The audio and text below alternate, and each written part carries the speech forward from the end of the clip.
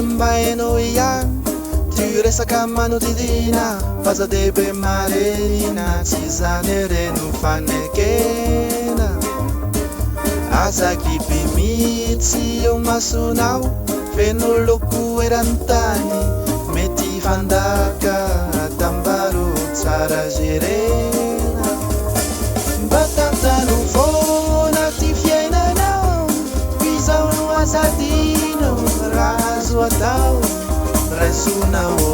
arena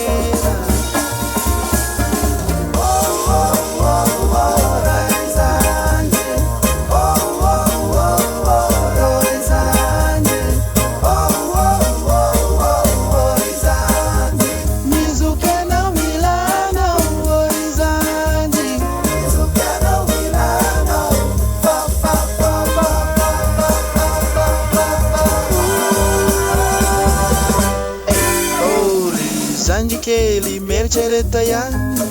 fa raha badolay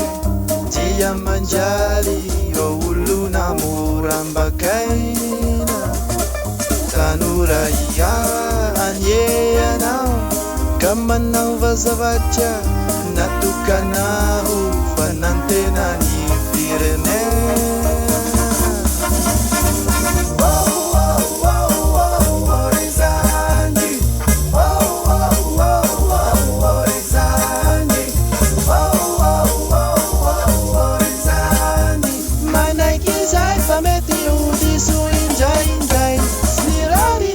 mety tsy ho takatry ny olona nampiray